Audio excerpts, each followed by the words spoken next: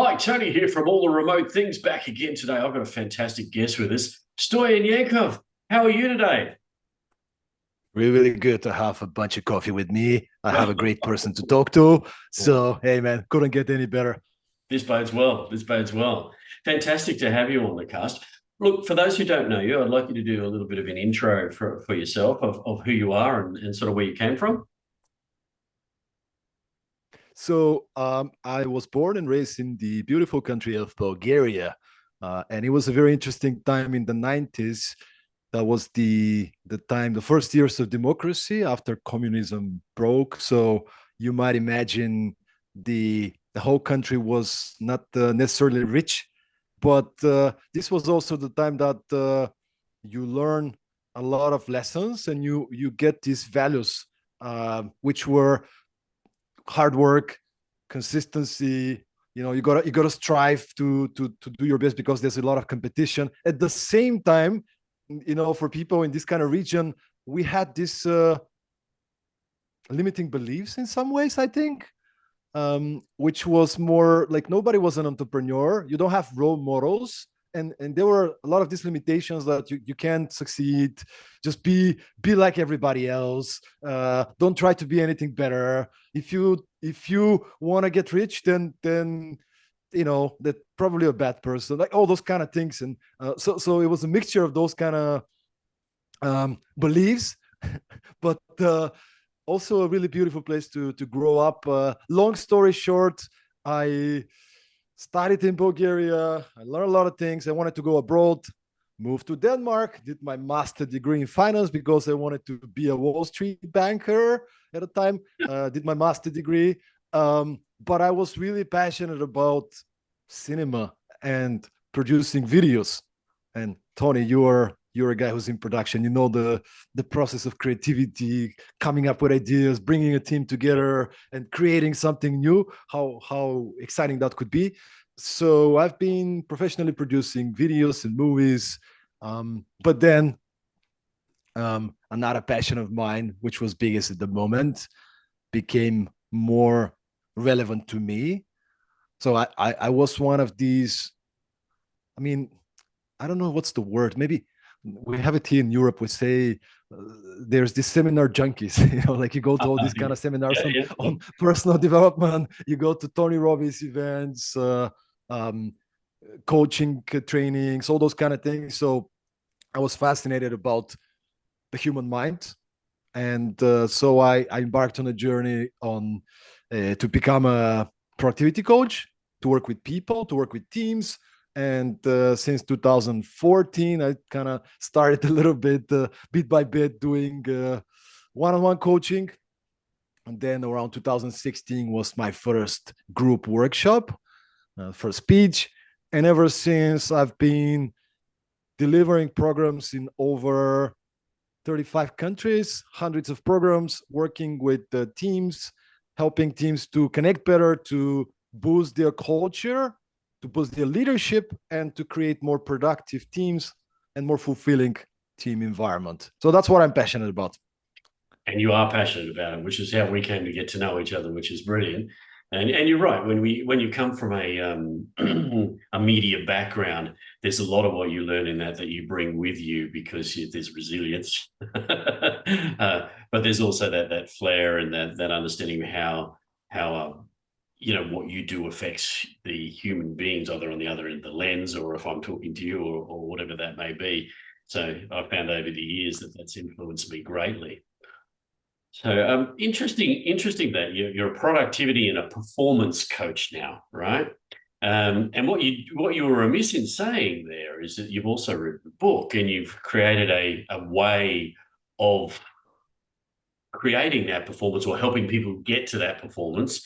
Well, we'll talk a little bit about that today because people hear that productivity and performance, and as you say, it does give a sort of Tony Robbins view, but I know that's not the case, right? So let's Mm, talk a little bit about how you go about that and that system that you've created, Stu. absolutely. First of all, you're absolutely right, correct. My mom still doesn't know what I do. Productivity and performance coach. It's like, what is that, right? The So it's time my really good. family still doesn't know what I do. What do you? So I it's try to like, explain it. No, and they go, no, I don't understand you. and you are absolutely correct as well about the production, because that's where my fascination about time management and team motivation comes from. When you're producing a movie, when you're doing a production, you are always behind time, behind budget, behind people, yet there's high ambitions. Whether you're producing a fiction film or you're making a video for a client, there's high goals. So how do you get a team, bring them together, be a leader of everybody, but not everybody needs to be led the same way, right? And how do we create a simple system for leaders who are busy, leaders like yourself, startup leaders, business leaders in companies, executives, so that they can pay attention to, and there's the two ingredients that you got to pay attention to in a business, right? One, productivity, getting things done, achieving results, creating structures, like achieving business results. And then the second one, which is still, we have a lot of work to do on that one, caring for the people. Yeah. So how do we cover both elements in a simple structure? So that's where the inspiration for our framework, for our methodology came from. How do we make it simple and easy for leaders, for employees to pay attention to the things that matter, so they can focus on the productivity, focus on the people? Okay, so perform. The acronym is perform. Perform stands for, there's these 7 core areas that everybody knows, yet we often neglect because we're too busy doing the important stuff. Okay, so I'm going to go one by one. P stands for purpose and values. Why do you do what you do? Why do you exist as an organization, as a team? What is the kind of impact that you are making to the world? What's your mission? Where are you going with all this? How are you making the life of your clients and your employees better? Why should anybody care? And sometimes the leaders know that, but we are not always great in articulating and communicating this. And Tony, you know that when people are clear around the cause, the why, the purpose of the organization, you're a lot more likely to get top level employees, to inspire clients to work with you, to inspire investors to come and hear your pitch. It's just practical and it's the right thing to do. So why do you wake up in the morning? Are you clear around that? Is everybody excited about that? In the best case, it's not always possible. In the best case, people who join your organization will be people who are excited about the same thing, right? So when there's struggles, when there's challenges, it's okay, because the mission, the purpose is bigger than ourselves. And then what are the values?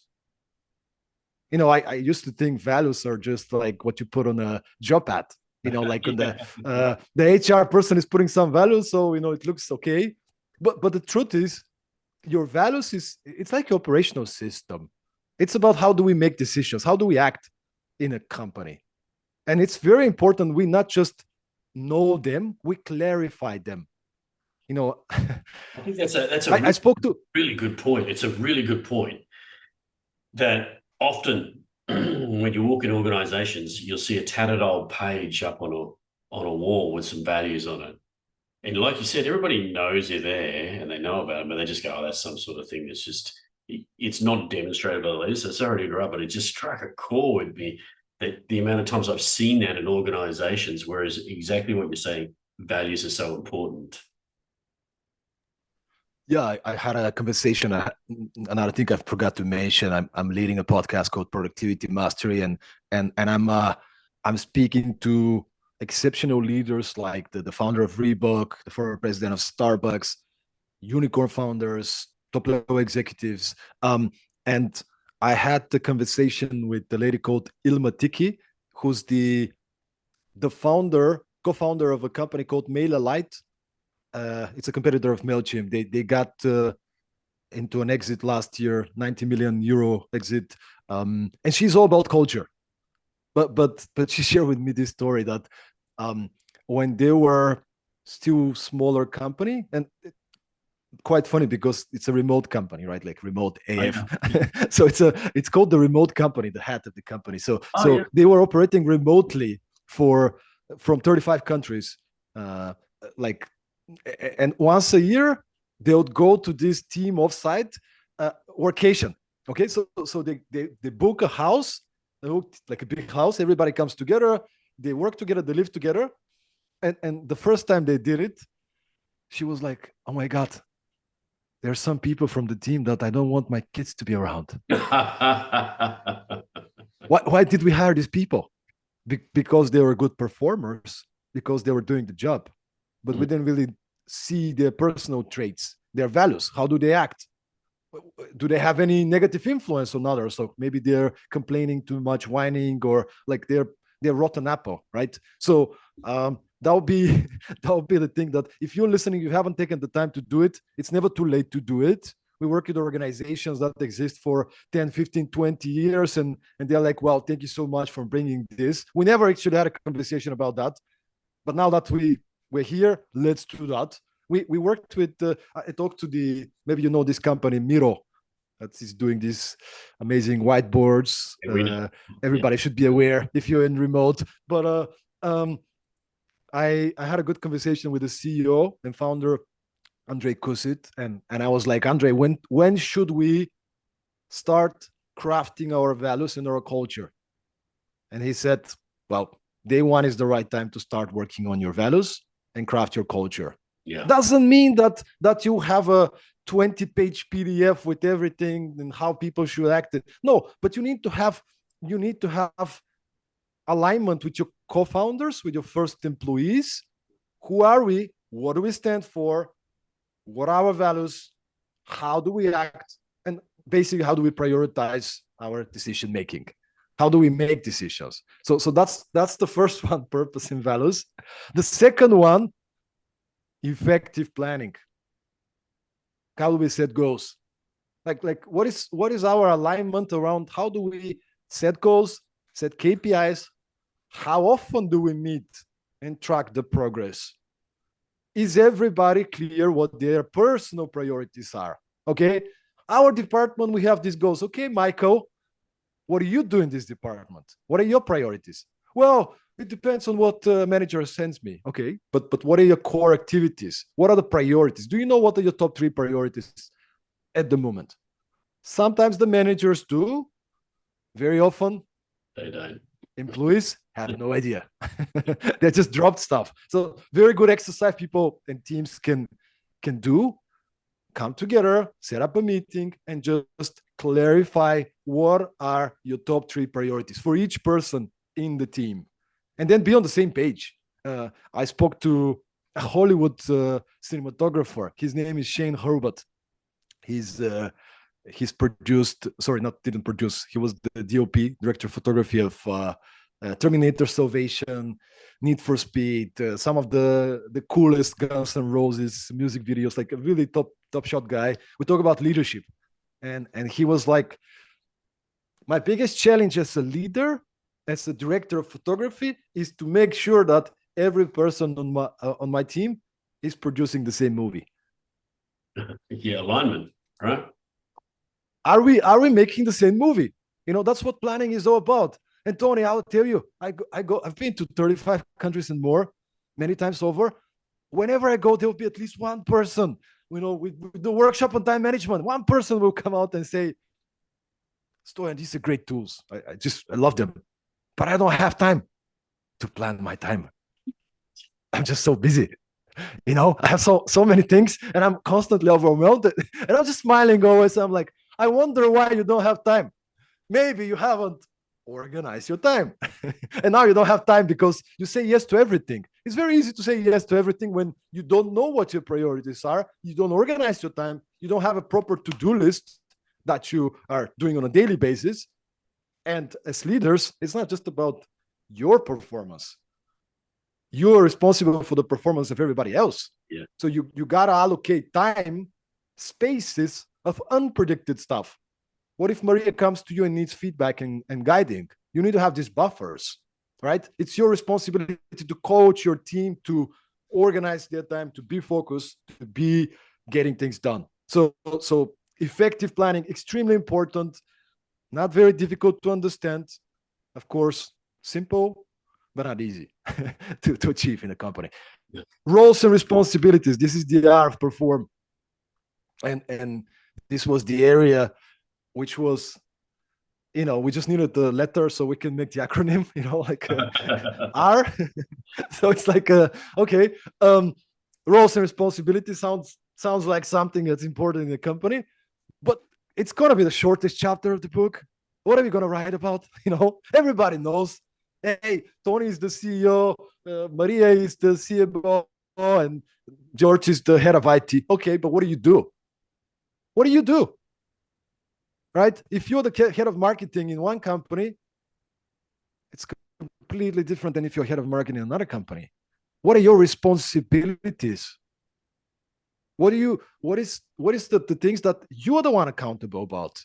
And is everybody from the team clear what their responsibilities are? And if we dig one step further, many organizations are delegating responsibilities in a way that is like, oh, George is really good with this stuff. Let him do this stuff, which is fine, right? We hire people on skills, on strengths. But how about we have deeper conversations and try to understand people? What motivates them? What do you want to develop at? What are some of the skills that you're currently not being given stuff to do around, but you really want to develop them? What are you passionate about? What do you really love to do? There's a very good exercise. It's very simple. You can do it today, Tony. It's like you take a simple spreadsheet and you just capture everything. Take it out of your head, put it into a spreadsheet, all the different responsibilities and commitments that you have. All right, send emails, lead my team, do the planning. Like maybe you have 50, 60, I don't know how many responsibilities. Okay, cool. Let me be honest with myself. What are the things that I love to do? Green, highlight in green. What are the things that, it's okay, doesn't bother me, but I'm not really excited about it? Okay, yellow. And what are the things that I hate to do? Red. Okay, let me have a look at my map of responsibilities. Now you first do it yourself, and then it's a little bit of accounting, mind accounting. Ooh, am I doing well? Do I have to move things a little bit? Okay. But let's see my team as well. Let me ask them, how are they feeling? Oh, Maria, oh my God, you have read on the marketing, everything with marketing, but 60% of what you do is marketing, and you're really good at it. I know, but I'm tired of this stuff. Yeah, but why didn't you say something? Because that's my job, right? Having these conversations from the get-go, when you're recruiting, talking about these things. Because imagine having a team that majority of your team, more than 80% of what they do, they actually love to do it. They're passionate about it. How much of performance is that, right? So, but this is not a one-time thing. This is something you need to get back to over and over again as a leader, like everything else we're discussing here. Okay, focus and execution, F. You can be planning. You can have the greatest goals. How do you stay focused on the few things that matter? I think there's a layer in there that I always talk to them about as well. Is there's a difference between responsibility and accountability. So what are the things you're actually accountable for, and what are the things you're actually responsible for? Adds another layer to what you're talking about there as well, because that changes it up as well. And those things that you're accountable for, you sometimes have to put a little bit more focus on those, because people often look at the responsibility, but they don't think about the things they're actually accountable for as well. That's just in my experience anyway. I'm not... Yeah, that's absolutely correct. And by the way, the tool that I mentioned could be combined very well with another tool many people listening probably heard about, the so-called RACI or RACI framework. Yeah, I know the one. Yeah, because you're talking about responsibility, accountability. And the RACI is actually adding also consulted and informed, which I think is also very good for you to be effective as a team, right? What are you accountable on? So what is What is the thing that you're the last person in command? You're the decision maker. It's on you if it doesn't get delivered. What are you responsible for? I might be accountable. I might not be responsible. Like, who is doing the job? That's the responsible. Like, who's doing the job? Who's actually there, down there in the trenches doing the job, right? You can be both, but there's only one accountable person. That's what makes clarity, man. Yeah, that's it. So and then consulted and informed. That helps me a lot because my team doesn't know where should they put me in the CC on the email, where they should ask me for opinions. So, and they mess it up sometimes because of me, because I didn't make it clear, right?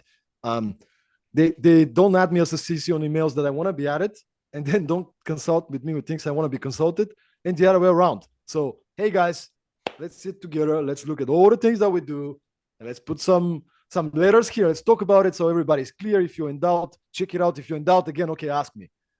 So totally agree, man. Clarity, man. Create clarity and make your organization function better. Yeah. Which is the other thing with focus and execution. What are the things that are on the way of focus and execution? It's good that we are planning, but how do we stay focused on these 2-3 things that matter most?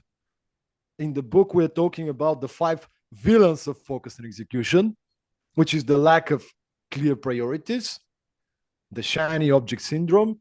For those of you who don't know that, those of you who have little kids, you probably know what is that. Oh, wait a minute. I was just seeing something over here. I want to look at. Sorry. It's just flickering. It's just flickering more. No, but it's like kids, right? She's playing with a toy, and then she sees this other toy that's more like musical and flickering. That's what we do as humans as well. Oh my God, there's this new project. This is so amazing. We should be on TikTok. We are already doing these 17 campaigns. Yeah, but this TikTok thing. Okay. Maybe we should slow down and be more focused. Right? Yeah. Come up with ideas, but okay. So lack of clear priorities, the shiny object syndrome, procrastination. There was a study that found that people procrastinate more than 2.5 hours per day out of 8 hours working day. So you might be something that you want to look into. Multitasking, which everybody knows it doesn't exist. Like cognitively, you can only focus on one thing. If I start reading a book and I try to listen to Tony, I can't. I have to switch. And it's actually really damaging to your brain. You can find many, many, many studies. There was a study that found that they asked people to smoke weed, a group of people, and then do an IQ test, and then ask another group to multitask on email and do an IQ test. And the multitaskers perform worse on the IQ test afterwards. Now, nobody's saying go smoke weed and you'll be smarter. No, you'll still be dumber. So it's like productivity hack, damn it, almost.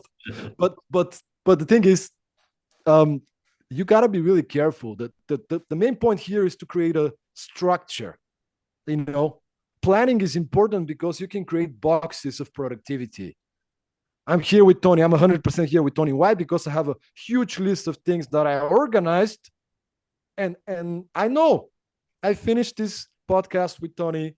I have half an hour. I'm going to do something. Then I have another call for half an hour. Then I have an hour and a half that I work on my book. It's all in boxes, right? It's already organized. I don't have to be everywhere else. And it takes the discipline to build it. But once you do, you become an example. You inspire your people to be like that as well. So focus on execution. Then we move on to the O, which is optimal energy, the well-being. Mentally, spiritually, physically. There's a company in Bulgaria, and this is an extreme example. I'm not saying that's good for everybody else, but it's called Fast Track.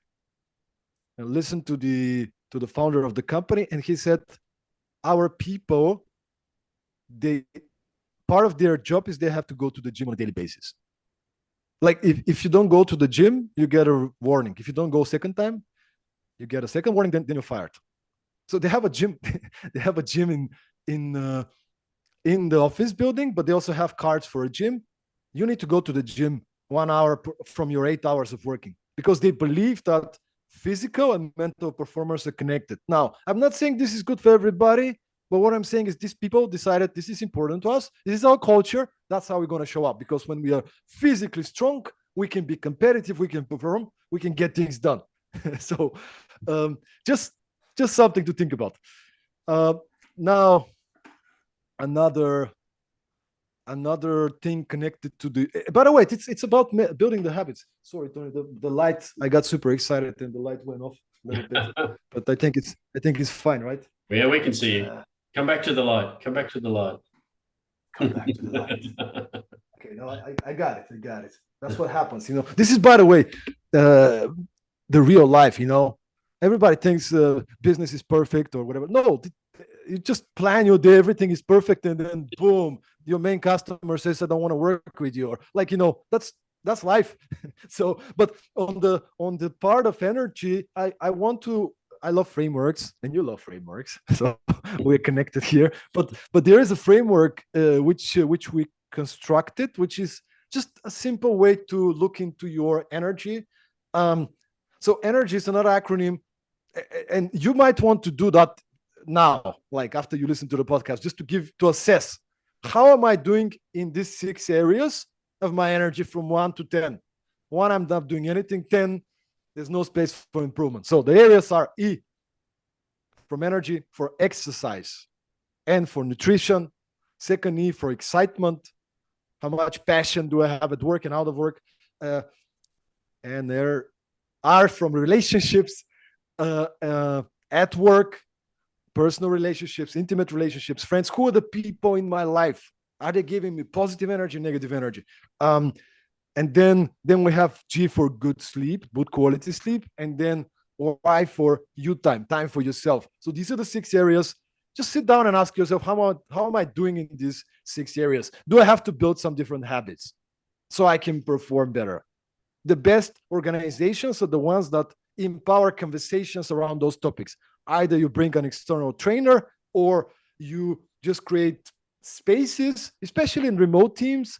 Yeah. I'm having a remote team, 5-10 people. We have this practice, Tony.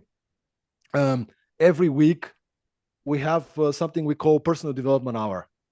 I don't see my people, so I'm like, you know what, guys, let's have an hour and a half a week, and one of us is going to lead a session on personal development, not related to work. And it's company time, of course. They get paid for that. Okay. So let's talk about time management. Let's talk about journaling. Tomorrow we have Eleonora, one of the people from my team. I don't even know what she's going to talk about. She said it's a secret. Okay. So, but what can you do? What kind of practices can you do so people can be discussing these type of topics? I coach a startup. I forgot the name of the startup. I'm sorry about that. But I coached a startup recently, part of a program, and we had a one-on-one session, and they shared with me, because they're a remote team, they don't see each other much, and you're missing a little bit on the culture piece. They started this this practice called green coffee practice. So every week, they, as a lottery, they put together 2 people from the team to have a cup of coffee with no agenda. Yeah. Hey, Michael, you have to meet Maria. You have 15 minutes, set it up, have coffee. And they have coffee and then just chat, and all these things. What can we do as leaders to create a culture where those kind of conversations are empowered? So, okay, 2 more. We're almost there. Robust communication. R for robust communication. We can write 12 books on robust communication. It's not going to be enough. Communication is so big. But it's, in a nutshell, how do we communicate? How often do we talk to each other? What do we talk to each other about? Like, do we use Slack? What do we use Slack for? Do we use email? When do we have calls? This is the top 3 complaints I'm getting from employees all around the world. We're having too much meetings. Top 3 complaints. Like in almost every organization, even startups. Too many meetings, very inefficient. I can't get things done. I don't know why I'm part of these meetings. So can we be more structured around how we plan our communication, the channels, the frequency, who should be part of what's the decision making? And the second part to it is creating a feedback culture. that's a complaint of managers and executives that I'm getting. It's also probably in top 5. How do I get my people to share when something is wrong? And it's very hard in big organizations to go so many levels down, but the conscious leaders, they want to know what's wrong here. But if you don't create a safe space for people to share, they don't want to tell you, because it's like, I did a mistake. I'm not going to say. The boss is going to be shouting at me, right? So you got to make it safe for them to come and say, hey, boss, managing up. I love the concept of managing up. Hey, I'm not your boss. This is a project you're accountable for. You manage me. You didn't get your PDF and you can't move on. Boss me. That's fine. If I wasn't good in a meeting, or I was really bad at the podcast with Tony, go and say, Stoyan, you have to be this and that and that. You got to be better, right? Creating a culture of growth, a culture of feedback. Finally, last but not least, we're going to the last one, guys, mental toughness. And for mental toughness, how do we operate when there is stressors, when things are not going by plan? How do we create the mindset to remain calm in the midst of a storm so we can lead our team? Funny enough, I'm finishing together with my co-author. We're finishing our second book on the topic of crisis leadership. It's going to be called Perform in Times of Crisis, a sequel of the first book, Perform: The Unsexy Truth About Startup Success. And it's I'm researching a lot these days. My head is full of different examples and studies on the topic of one very interesting thing is, I saw this psychologist, and I can't quote his name, but he found out that people operate extremely inadequate during crisis times.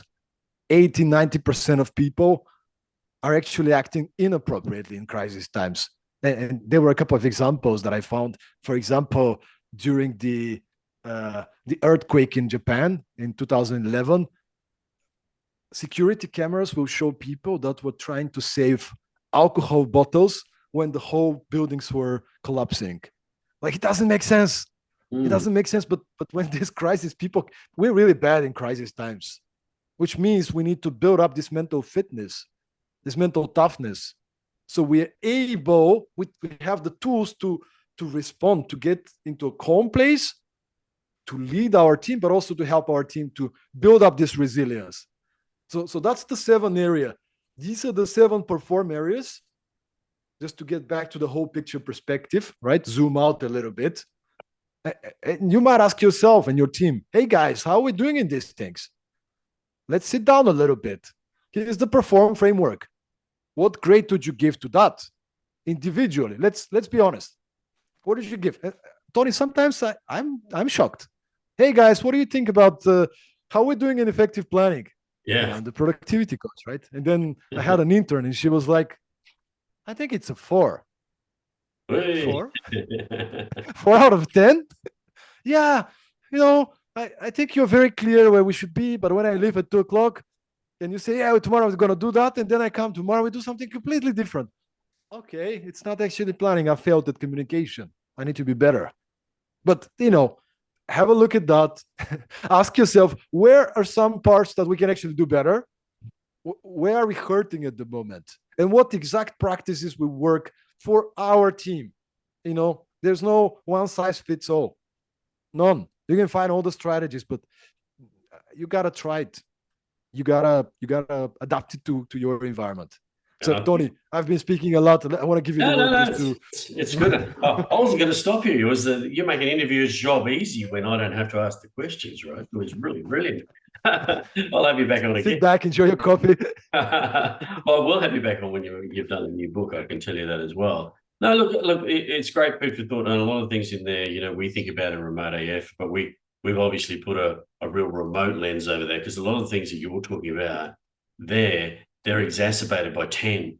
The power of 10 when you move into a remote or a hybrid environment, and not everybody's in the same place or the same building or even the same floor, right? So you have to look at those things, like you're talking about, the communication thing, and the layer there that we see is really, we believe will be the future, actually, is asynchronous. How do you, what do you need to be synchronous about, and what do you need to be asynchronous about? Because you're saying, people burned out by all these too many meetings, and it even got worse as we went into remote because, and I've said this many times on this cast, is that, leaders probably got shortchanged well, they did get shortchanged quite a bit in this because they didn't know how to lead, or they didn't know how to readjust the leading style. So the best way they could do that was to make sure they had a lot of synchronous meetings to get the information, which is fair enough because it wasn't structured in that way. But it's thinking about that now and looking at that going, async is the way of the future. How do we do that? And I actually believe even if you come back to a full working environment, right? Looking at it and going, what are the asynchronous things that we can do that we don't have to be there? What are the things we can structure for that feedback loop versus the synchronous things we really do need to get people together? That gives leaders space. It gives them time to think, which gives them time to plan, that you were talking about before. So I could see how in my head I was plugging those mental models in, Stoyan. And as you said, it's even more complex when it comes to remote and hybrid. Everybody's trying to figure it out still. I mean, some organization probably been working remotely even before the pandemic, and they might have some structures. But to me, the challenges with remote for my team, because I'm fully remote, my team is fully remote. I meet them once in a while when I'm in the same country. We have coffee, but like we don't meet. I don't see how their mood is, right? You don't have the coffee machine dogs. Like we are very okay on the, hey guys, here are the objectives, here's the priorities, giving each other feedback. Like these things are fine. What I'm missing out is on the people thing. Like how are people feeling? When they reply on text on something, what is the kind of mood they have? Like you're missing on the human thing, and that's I'm still trying to figure it out. But you try things out, right? I think for me, it's I like the fact you said you're still trying to figure it out, because there's no silver bullet to this. It's you have to design it for the context of the people and the organization that you're in. If I look at remote AF, right, we are completely remote. We have a person in London, we have a person in France. Sometimes I never know where he is. So, and I live on an island. I think the important thing though is that you design those things for those interaction times. So you were saying before about planning, right? And thinking about what you're going to plan to do when, and it's planning in actually being disciplined about planning in the time to actually spend time talking to the people. Because you can do all the async things, you can do all the surveys you like. That's great, but nothing supplants that interaction between two human interfaces. Even if it's through a screen, that's okay, but at least you actually have that time to say, you all right? How can I help you? What am I doing? What do you need from me?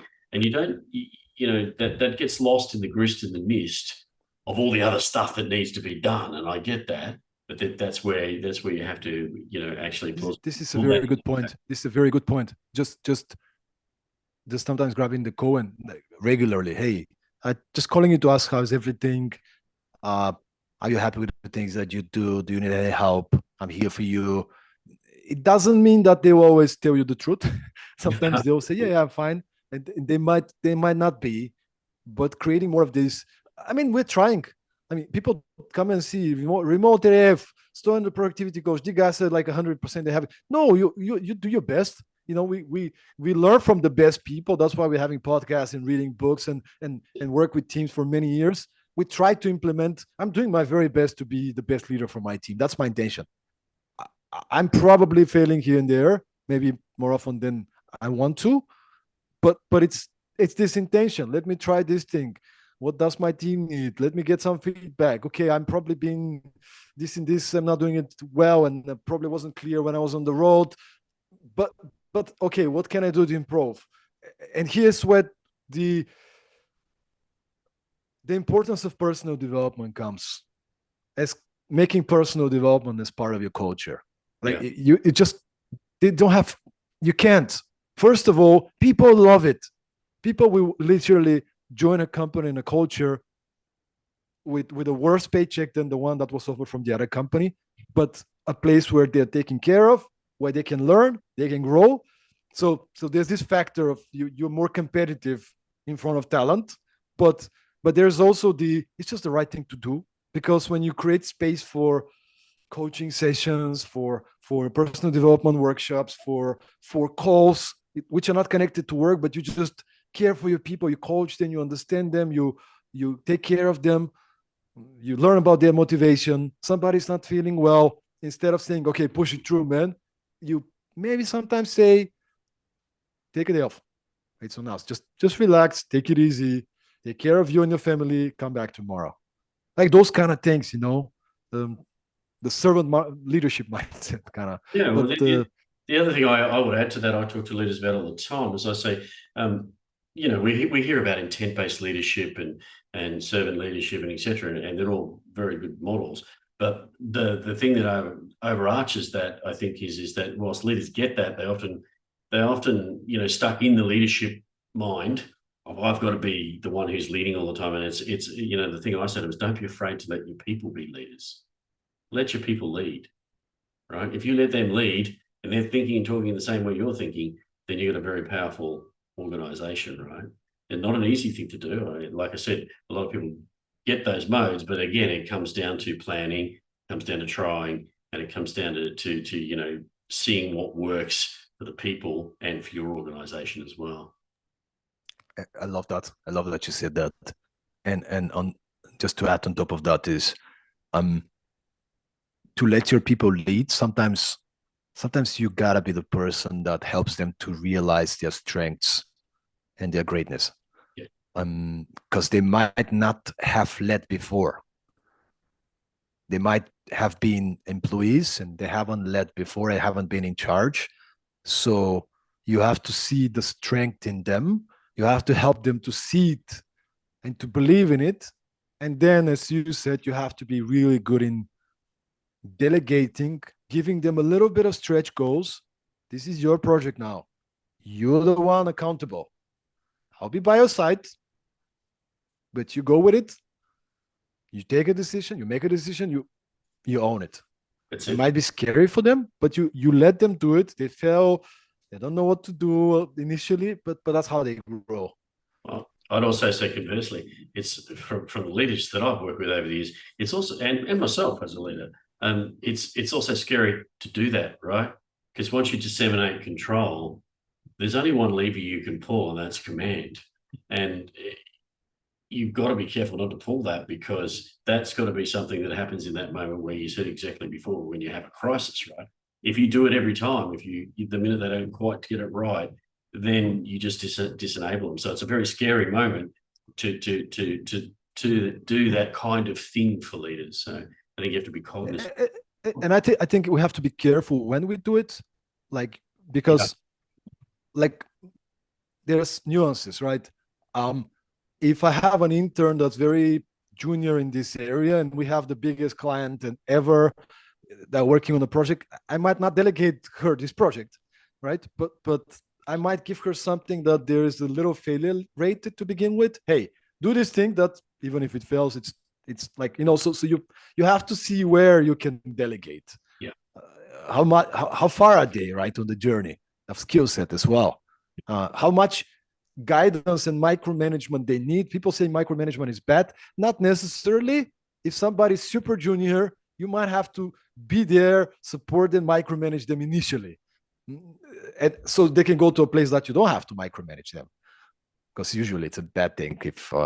But one thing we did, which was super surprisingly, I would say, not surprisingly, but like I didn't know what to expect. The last time I was leading a personal development hour with my team, because we're taking turns, I brought this framework, 10 leadership styles. And it's a framework that it just explores the different type of leadership you can lead with. And of course, it's a combination usually. So I'm not going to say them all, but it's authoritative, delegative, democratic, transformational, all those kind of styles. And we had a really nice discussion, and I'll recommend people to go find it somewhere on Google, and just discussion on what are your natural leadership styles, and what are the one or two styles that you you would like to develop at and why. And it was such a meaningful discussion, because then people kind of open up and share, I really want to develop in this because of that and that and that. And I actually try to get feedback through the framework. Hey, what do you guys think are my top leadership styles? What do you think I should develop at? And you know, they had different opinions. Somebody said, hey, uh, pace setting, I think you should develop at that. You're really good in pushing yourself out there, getting things done. You're actually a pace setter in that perspective, but sometimes you delegate stuff and you don't give me a clear idea about what's expected from me. And I was like, oh, that's so beautiful, because in my mind it's like, I want to give you ownership, be creative, but they haven't done it ever. So the first time I need to go and say, hey guys, um, here's how I expect this specific project to be. This is an example. These are the elements. Is everything clear? Let's do it together the first time. So I kind of missed that step, being a little bit optimistic in that specific case. And I got a really good feedback, and I already implemented it this week. So, but those kind of discussions, you need to create space for these discussions, man. Correct. Look, I think we could talk for much longer on this, but we're actually right at the end of our time, Stoyan. So, look, I want to thank you for spending time with us today. Can you let people know how they can get in touch with you, how they can contact with you to take this further if they'd like to talk to you? I'm very easy to be approached. So I would love to connect with everybody who connects with this message, with the topics that we talk about. Find me on LinkedIn, Stoyan Yankov, Instagram. I'm on TikTok, YouTube. If you want to listen to conversations that I'm having with some super inspiring leaders on productivity, on performance, culture, make sure to check out the Productivity Mastery podcast on Apple Podcast, Spotify. If you enjoyed what you listened and want to dig deeper, our book is out there. My co-author Cristobal Alonso and I wrote a book called Perform, the Unsexy Truth About Startup Success. You can find it on Amazon. Yeah, just get in touch. Make sure to put a little note. If you add me on LinkedIn, there's hundreds of people adding me. Just say, I watched to the podcast and it was this and this, and I'll definitely get back to you. Fantastic. Look, it's been fantastic to have you on the show. For those watching, don't forget, join us at remoteaf.co. Click on the community button. Fantastic community of people talking about remote things, leadership things, the kind of stuff that we're talking about here. We'd love to have you. You'll find everything in the show notes below. This is what happens when you work with someone who does. Hashtag subscribe, guys. Hey, invest in your personal development, invest in your leadership. This is the place to be. Absolutely brilliant. And the last thing I'd say is if you're really looking to think more about how organizations are evolving, you'll find in the show notes as well, Dynamically Adaptive Organizations white paper that we've just put out. Grab a copy of that and have a look at that. I think you'll find some stuff that lines up with exactly what we're talking about. Stoyan, it's been fantastic having you on all the remote things. Thank you today. Thank you so much, Tony. Keep on doing what you're doing with the podcast, with the impactful work that you do beyond that. I'm just so honored to be part of the community.